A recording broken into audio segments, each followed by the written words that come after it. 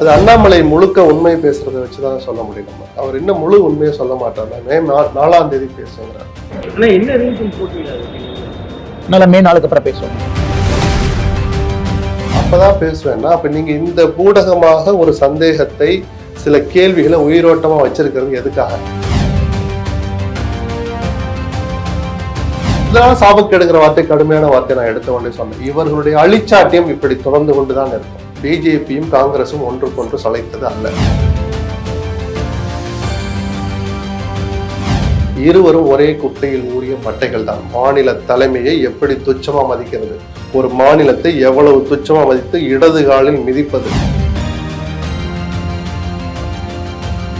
அதைத்தான் நான் உங்களை கேட்கிறேன். அண்ணாமலை கேட்டாரா, எந்த தொகுதி கேட்டான்னு சொல்லாம நம்ம இதை போய் கேட்க முடியாது. சரி, அவர் கேட்கல, நயினார் கேட்கட்டும்னு நினைச்சா அது அண்ணாமலை செய்யற தவறு இல்லை. பிஜேபி ஜெயிக்கிற தொகுதியா இருக்கான்னு ஒரு மணி நேரம் உட்காந்து 6000 கூட இந்த சோக்கால்டு தலைவர்கள் தயாரா இல்லைங்கிறது ஒட்டுமொத்த கேடர் மனசுலையும் போய் பதிஞ்சிடுச்சு. இன்னும் ஒரு தொகுதிக்கு வேட்பாளரே அறிவிக்காத போது ராகுல் மேலூர்ல மதுரையில ஒரு கூட்டத்தை போட்டு யாருக்கு ஓட்டு கேட்பாரு? லெஜண்ட் சரவணன் நடிக்கும் லீடர் வெற்றி நடை போடுகிறது உலகமெங்கும். குமுதம் நேயர்களுக்கு வணக்கம். நிகழ்ச்சியில் சிறப்பு விருந்தினராக அரசு விமர்சகர் பத்திரிகையாளர் திரு எக்ஸ்பி லக்ஷ்மணன் இணைந்திருக்கிறார். பேசலாம். வணக்கம் சார். வணக்கம். நம்ம பேசக்கூடிய இந்த நேரத்தில் கரெக்டாக பிரதமர் மோடி அவர்கள் தலைமையில் பாஜக நிர்வாகிகள் கூட்டம் நடைபெற்று கொண்டிருக்கிறது.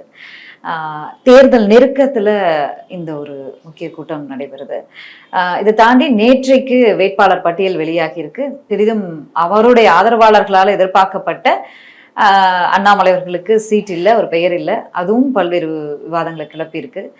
என்ன மோடியே இந்த மாதிரி கூட்டத்தை நடத்துறது, சென்னையில நடத்துறது, தமிழ்நாட்டுல நடத்துறது ரொம்ப ரேர். எனக்கு தெரிஞ்சு நடந்தது இல்லை. அமித்ஷா நடத்துவார், பியூஷ் கோயல் நடத்துவார், மற்ற மத்திய அமைச்சர்கள் நடத்துவாங்க. தமிழ்நாட்டுக்கு பொறுப்பாளராக இருக்கிறவர்கள், மேலிட பார்வையாளர்கள், பொதுச்சாளர்கள் நடத்திருக்காங்க. தவிர எனக்கு நினைவு சரியா இருந்தா மோடி இப்படி ஒரு கூட்டத்தை நடத்தினதே இல்லை, சந்திக்கவே மாட்டார். அவர் நடத்துகிற அளவுக்கு இன்னைக்கு பிஜேபியினுடைய லட்சணம் இருக்கு. தமிழ்நாடு பிஜேபியுடைய லட்சணம் இவர்கள் தொகுதியை வாங்கினது, எண்ணிக்கையை முடிவு பண்ணது, அதுல தங்களுக்கான தொகுதிகளை தலைவர்கள் கேட்டு வாங்கிட்டாங்களே தவிர அடுத்தவங்களை பத்தி ஒரு துளி கூட கவலைப்படல.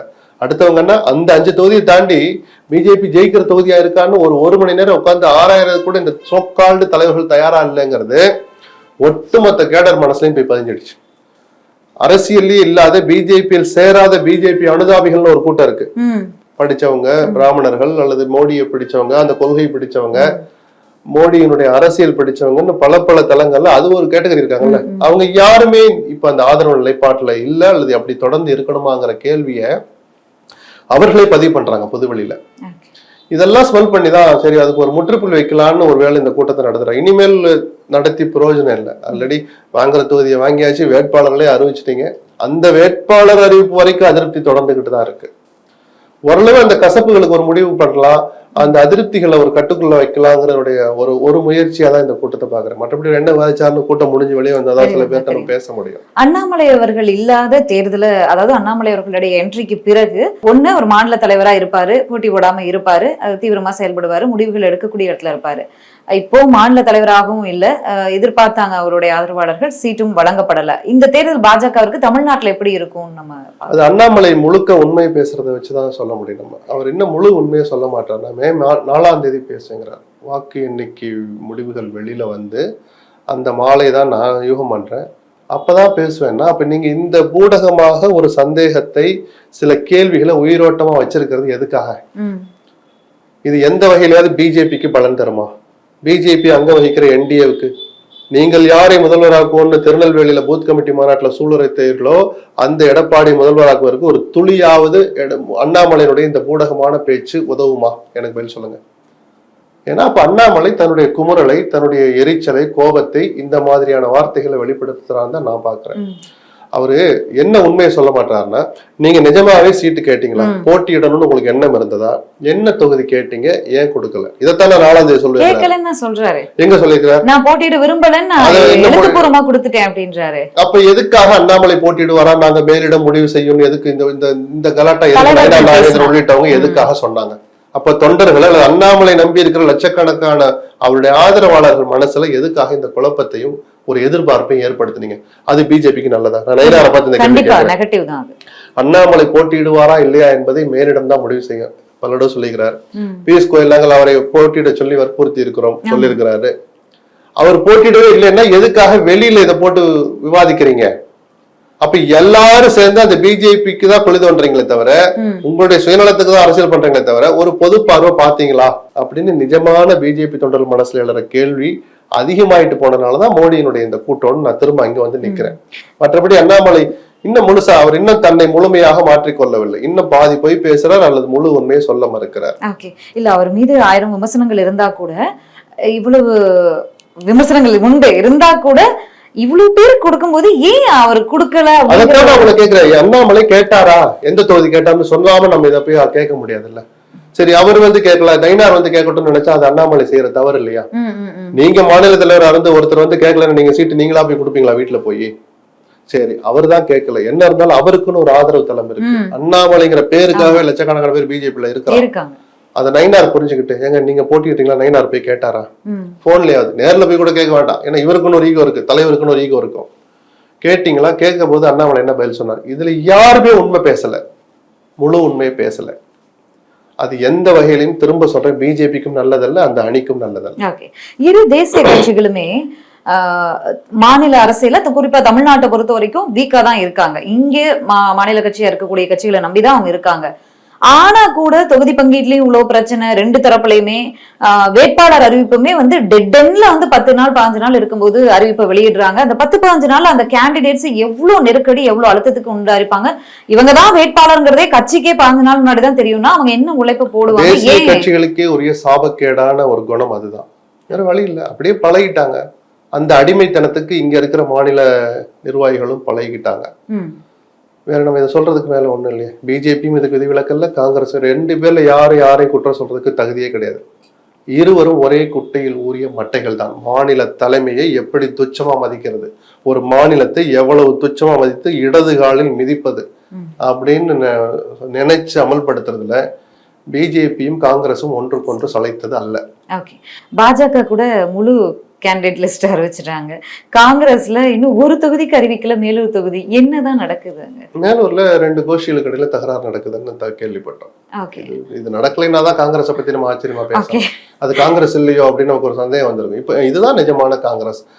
காமெடியா சொல்லலாம், அந்த தொகுதியை நம்பி இருக்கிற திமுக, நமக்குன்னு சீட்டு கிடைக்கும்னு நினைச்ச திமுக ஒன்றிய செயலாளரை கொஞ்சம் யோசிச்சு பாருங்க, மேலூர் நகர செயலாளரை யோசிச்சு பாருங்க, காங்கிரஸ் கட்சியோட வட்டார தலைவர், விடுதலை சிறுத்தைகள் இருக்கிற அந்த மண்டல் தலைவர், அந்த தோழமைகள்ல இருக்கிற மற்ற கட்சிகள், கம்யூனிஸ்டுகள்ல, இவங்க எல்லாரும் ஒரு கனவோடு இருக்கிற போது அந்த கனவுகளை சிதைக்கிற மாதிரி அதில் ஒரு கட்சி நடந்துகிட்டா அது அந்த கூட்டணிக்கு நல்லதா? இதுதான் சாபக்கேடுங்கிற வார்த்தை, கடுமையான வார்த்தை நான் எடுத்த உடனே சொன்னேன். இவர்களுடைய அழிச்சாட்டியம் இப்படி தொடர்ந்து கொண்டுதான் இருக்கும். அது பிஜேபியா இருந்தாலும் சரி, காங்கிரஸாக இருந்தாலும். 15 புதுமுகங்களுக்கு காங்கிரஸ்ல வாய்ப்பு கொடுத்திருக்காங்க. ஆனாலும் கூட செல்வ பெருந்தகை மீது ஒரு பெரும் குற்றச்சாட்டு வைக்கிறாங்க ஜோதிமணி அவர்கள். தலைமை சரியில்லை, அவங்க எடுக்கிற முடிவு சரியில்லை, ஏற்கனவே கேண்டிடேட் லிஸ்ட ரெடி பண்ணி வச்சுட்டு தான் இவர் வந்து இது பண்ணிருக்காரு. நாடாளுமன்ற தேர்தல் அப்பயும் செல்வ பெருந்தகை தான் தலைவராக இருந்தார். அப்ப வேற குணத்தோடு இருந்தார், இப்ப வேற குணத்தோடு இருக்கிறான்னு ஜோதிமணி சொல்றாரா?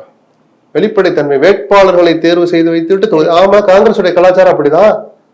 இப்போ அண்ணாமலை பத்தி பேசணும்னா என்ன சொன்னேன், அவர் தொகுதி கேட்டிருந்தாருன்னா அந்த தொகுதி அண்ணாமலை நிக்க போறாருன்னா போய் முதல்ல பேச்சுவார்த்தையில எடப்பாடி கிட்ட போய் கேட்டிருப்பாங்க, எங்க கவுண்டம்பாளையத்தை எங்களுக்கு கொடுங்க, நாங்க நிக்கிறோம், அண்ணாமலை நிக்கிறேங்கிறாரு, திருப்பூர் அரவக்குறிச்சியில திருப்பி நிக்கிறேங்கிறாரு, அரவக்குறிச்சி கொடுங்க, கேட்டிருப்பாங்களா மாட்டாங்களா? அந்த மாதிரி கட்சிகள்லாம் அவன் வேட்பாளரை வச்சுதான் தொகுதியை போய் கேட்பாங்க. கரூரை யாருக்காக கேட்டாங்க? ஜோதிமணிக்கு மனசாட்சி இருந்தா வெளிப்படையா சொல்லட்டும், கரூரை யாருக்காக கேட்டாங்க? நாடாளுமன்ற தேர்தலின் போது அவர்கள் யாரை மனதில் வைத்து கேட்டார்கள்? அங்க ரங்கசாமிய, குப்புசாமிய, குப்பம்மாவ, சுப்பம்மாவுக்காக கேட்டாங்க? ஜோதிமணிங்கிற ஒரு வலுவான வேட்பாளர், ஊரறிஞ்ச வேட்பாளர், சிட்டிங் எம்பி அப்படின்னு முடிவு பண்ணிட்டு தானே திரும்பி கரூரை கேட்கிறாங்க. செந்தில் பாலாஜி எதிர்த்த போதும், ராகுல் வற்புறுத்தி கேட்ட பிறகு ஸ்டாலினும் செந்தில் பாலாஜி கிட்ட சொல்லி, ஏன்னா ஜெயிக்க வைக்கிற பொறுப்பு செந்தில் பாலாஜிக்கு தான். அந்த செந்தில் பாலாஜியோட உறவு சரியா இல்ல, அப்போ இப்பயும் சரியில்லை, நடுவுல நல்லா வந்து போயிடுச்சு. அப்போ வேட்பாளர் முடிவு பண்ணிட்டு தானே கேட்டாங்க. அப்போ உங்களுக்கு ஒரு நியாயம், இன்னொருத்தவங்களுக்கு ஒரு நியாயமா? சொல்லுங்க. ஏங்க வேட்பாளர் இல்லை, எதுக்காக இந்த தொகுதியை கேட்டு வந்தீங்கன்னா அதையும் ஜோதிமணி விமர்சிப்பார், ஜோதிமணி போன்றவர்கள் விமர்சிப்பாங்க. தேசிய கட்சிகள்ல இதுதான் நடைமுறை. அப்ப தங்களுக்கு ஒரு சாதகமாக நடக்கிற போது அதை பத்தி மௌனமா இருக்கிறதும், நம்ம தேர்தலில் நம்ம என்ன வேணாலும் விளையாடலாம், மாணிக் தாகூர் போன்றவர்கள், ஜோதிமணி போன்றவர்கள் பொது வழியில் கருத்துக்களை வெளியிடுவது காங்கிரஸ் கட்சிக்கு செய்கிற துரோகம். அவர்கள் எழுப்புகிற கருத்து, சொல்ற கருத்து நியாயமா இருந்தா கூட இந்த மாதிரி சூழல்ல இப்படி பொது வெளியில போட்டு எழுப்புறாங்கன்னா அது நிச்சயமா எந்த வகையிலும் நியாயம் அல்ல. திரும்ப சொல்றேன், காங்கிரஸுக்கும் நல்லதல்ல, அவர்கள் அங்கம் வகிக்கிற திமுக கூட்டணிக்கும் அது நல்லதல்ல. ஓகே, செல்வ பிறந்தகை நேற்று பிரஸ் மீட்ல பேசும்போது தேர்தலுக்கு பிறகு நம்ம முழுக்க ஸ்ரீபெரும்புதூர் தொகுதி, ஏன்னா தலைவராக இருந்து அதிக நாட்கள் தொகுதி அடிக்கடி போனவர் தான். ஒருவேளை தேர்தல் நேரத்தில் அரசியல்வாதிகளுக்கு ஒரு மாதிரி சொல்ல, இன்னும் கூட உங்களோட நெருக்கமா இருக்கிறேன், அதுக்கு இந்த பதவி தடையா இருந்தா நான் ரிசைன் பண்றேனார். அந்த அர்த்தத்துல அவர் சொன்னார். கடந்த 2 மாத கால கசப்பும் கூட அவர் அதை வெளிப்படையா சொல்றதுக்கு காரணமா இருந்திருக்கலாம். அவ்வளவு சுலபத்துல அவரை தலைமை நீக்கிறாங்க, எப்பயும் நீக்கிறேன். 1 வருஷம் முன்னாடி நீக்கிறதால ஒருத்தர் சபதம் போட்டெல்லாம் டெல்லி போனார். இல்ல, அவர் மகளுடைய கல்யாண நாள் அன்னைக்கு வரைக்கும் இரவு வரைக்கும் ஒரு தொகுதி பங்கீடு பேச்சுவார்த்தையில தான் அது அரசியல் விவகாரம். அந்த பொறுப்புக்கு, அந்த பதவிக்குரிய பொறுப்புல செஞ்சுக்கிட்டு இருந்தது. நான் சொல்றது இவர் தலைமை அதிருப்தியில இவர் பதவி அப்படி எதுவும் இருக்கிற மாதிரி நமக்கு தெரியல. அதிருப்தியில இருந்தா அவங்களுக்கு ஒரு நாள் வேலைங்க.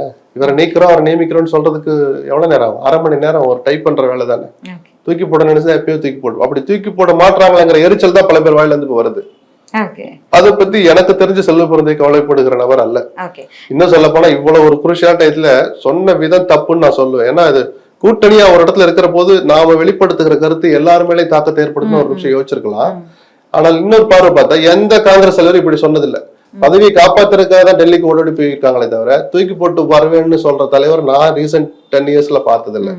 ராகுல் காந்தி என்ன இன்னும் இருக்க சொல்லுவாருன்ற ஒரு நோட்டையும் அவர் அங்க ராகுல் காந்தி என்ன கேட்டால் கொடுப்பாங்க. தன் உழைப்பின் மேல தான் இந்த கட்சிக்கு செஞ்ச வேலை மேல அவருக்கு நம்பிக்கை இருக்கு, அதை சொல்றாரு. அப்படி இருந்தும் நான் தூக்கி போட தயார்னு சொல்லிக்கிறார். அதுக்கு மேல அதுல இன்டர்பிரட் பண்றது ஒண்ணு இல்ல. திமுக கூட்டணி வெற்றி கூட்டணி ஸ்ட்ராங்கா இருக்காங்க அப்படின்னு பேசிட்டு இருந்தோம். அதை மாறி இன்னைக்கு கூட்டணியில பல குழப்பங்கள், விசிக்காது இதுன்னு பல குழப்பங்கள் இருக்கு. ராகுல் காந்தி அவர்கள் பிரச்சாரத்துக்கு வரல அப்படிங்கிற ஒரு மைனஸும் இருக்கு. திமுக தலைமைக்கும் ராகுல் காந்திக்கும் ஒரு முரண் இன்னும் இருக்கு. விஷயமே இல்லையே, இன்னும் அதுக்கான காலம் இருக்குல்ல. அவங்க இப்ப இன்னும் ஒரு தொகுதிக்கு வேட்பாளரே அறிவிக்காத போது ராகுல் மேலூர்ல மதுரையில ஒரு கூட்டத்தை போட்டு யாருக்கு ஓட்டு கேட்பாரு? ஒரு பேச்சு கேட்கிறேன், வரட்டும், அதுக்கு இன்னும் நாள் இருக்குன்னு சொன்னேன் நான். ஆனா கடைசி வரைக்கும் ஸ்டாலினும் ராகுலும் ஒரே மேடையில ஏறாமே போனால் அது ஒரு பேசு பொருளா மாறும். அது ஒரு தாக்கத்தை ஏற்படுத்தும் நெகட்டிவா. ஒரு நடிப்புக்காவது 2 பேரும் அட்லீஸ்ட் 2 ஊர்லயாவது தோணுனாங்கன்னா அந்த கூட்டணிக்கு நல்லது. அதுக்கு இன்னும் நாள் இருக்கு, இன்னும் குறைஞ்சது 15 நாள் இருக்கு. அதனால அதை பத்தி இப்பவே ராகுல் வரலையேன்ற கேள்வி தப்பு. வர்றதுக்கு இன்னும் நாள் இருக்கு. எல்லா அணிகள்லயும் இருக்கு. நிஜமாகவே ஒருத்தருமே தங்கள் பங்குக்கு ஒரு இதை அள்ளி போட்ட மாதிரி, ஏதோ யாக வளர்க்கறதுல மொளாவத்துல போட்ட மாதிரி போட்டுட்டு இருக்க இந்த கூட்டணியை சிதைக்கிறதுக்கு, இந்த கூட்டணியுடைய உறுதியை, நம்பகத்தன்மையை குலைப்பது போல எல்லோரும் அவங்கவுங்க பங்குக்கு ஒன்னொன்னு பண்ணிட்டாங்க. அது இங்கே அதிமுக அணியிலே வேற மாதிரி சில அதிருப்திகள், குமுறல்கள் தொகுதியை ஒதுக்குனதுல இருந்து, எண்ணிக்கை முடிவானதுல இருந்து, வேட்பாளர்கள் பட்டியல் வெளிவந்த பிறகும் அங்கேயும் சில இதெல்லாம் இருக்கு. இதெல்லாம் தேர்தல் கால அரசியல்ல தவிர்க்க முடியாதது. அதை எவ்வளவு சீக்கிரம் முடிவுக்கு கொண்டு வந்து களத்துல உற்சாகமா போறாங்கிறத பொறுத்துதான் வெற்றி அவர்களுக்கு அதிகமா கிடைக்கும். பொறுத்திருந்து பார்க்கலாம் சார். ஏன்னா ஒன்னா ஸ்ட்ராங்கா இருந்த கூட்டணி இன்னைக்கு பல முரண் இருக்கு. அது அதிமுகவிலையும் இருக்கு, இன்னும் ஜெல் ஆகாம. பார்ப்போம் தேர்தல் பணிகள்ல எவ்வளவு தீவிரமா இருக்காங்கன்னு பார்த்துட்டு மீண்டும் பேசலாம். நன்றி. நன்றி சார். லெஜண்ட் சரவணன் நடிக்கும் லீடர் வெற்றி நடை போடுகிறது உலகமெங்கும்.